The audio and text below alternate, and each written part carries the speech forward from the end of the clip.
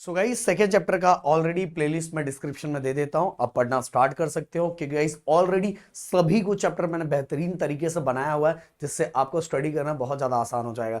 Guys इसके बाद आपको कौन से सब्जेक्ट का कौन सा चैप्टर चाहिए प्लीज कमेंट कर दिया करो, जिससे मुझे आपका रिएक्शन रिस्पॉन्स समझ में आता है, देन उसी वाइज मैं आगे काम करता हूँ। नया हो तो प्लीज चैनल को सब्सक्राइब करके जरूर जाना क्योंकि जो भी चीजें आप तक होगी वो फटाफट पहुंचेगा एंड गाइस मुझे भी थोड़ा मोटिवेशन मिलेगा। एंड इस वीडियो पे टारगेट लाइक मैं रखता हूँ 1000, मुझे लगता है जरूर पूरा कर दोगे। डिस्क्रिप्शन में टेलीग्राम का लिंक है, उसको भी ज्वाइन कर लेना।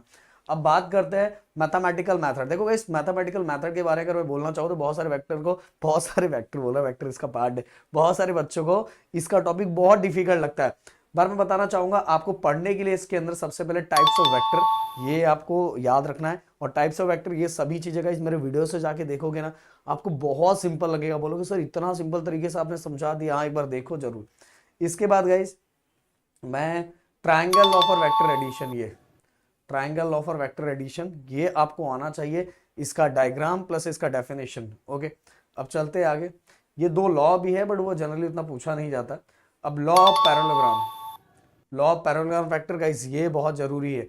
ये आपको देखो ये दोनों लॉ बहुत जरूरी एग्जाम से पूछे जाता है। और साथ में गाइस इसके अंदर parallelogram law of vector additions का एक डेरिवेशन भी दिया हुआ है जिसके अंदर मैग्नीट्यूड डायरेक्शन से रिलेटेड है, वो भी आपको करना है, वो भी एग्जाम्स में पूछा जाता है। ये दोनों लॉ तो बहुत अच्छी तरीके से करके रखना है। हो सकता है अभी यूनिट टेस्ट में ना पूछा जाए बट फाइनल एग्जाम्स में पूछा जा सकता है। हाँ बहुत सारे टीचर्स को स्किप कर देते हैं, वो बात अलग है।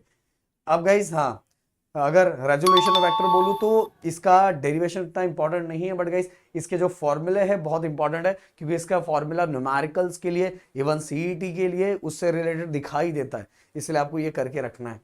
ओके अब चलते हैं आगे आगे आगे। तो इसके फॉर्मूले कर लेना है मैग्नीट्यूड एंड डायरेक्शंस के। अब गाइस यहाँ scalar product and dot dot product, ये जो इसका कैरेक्टरिस्टिक दिया हुआ है स्केलर प्रोडक्ट का, ये आपको आना चाहिए और इसका एग्जाम में क्वेश्चन पूछा जाता है डायरेक्ट स्ट्रेट फॉरवर्ड, जैसा जैसा दिया हो वैसा ही। देन वेक्टर प्रोडक्ट, इसका भी कैरेक्टरिस्टिक आपको याद रखना है, ये भी एग्जाम से पूछा जाता है, ऑलरेडी दिया हुआ है। ये देखो कैरेक्टरिस्टिक ऑफ वेक्टर प्रोडक्ट।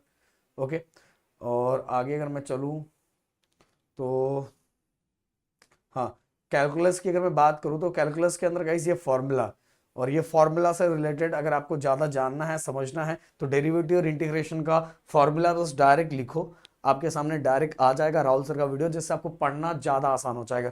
तो जितनी चीज़ें मैंने बताई बस उतनी चीज़ें अगर आपने कवर कर लिया विथ मेरे वन शॉट वीडियो को देख लो या डिटेल वीडियो को देख लो, आपके चैप्टर बहुत आराम से और बहुत बेहतरीन तरीके से हो जाएगा। सो गाइस जो चीज़ें मैंने बोली शायद जरूर आपको समझ में आया होगा। मिलते हैं नेक्स्ट वीडियो में। Thank you so much guys. जय हिंद एंड जय महाराष्ट्र।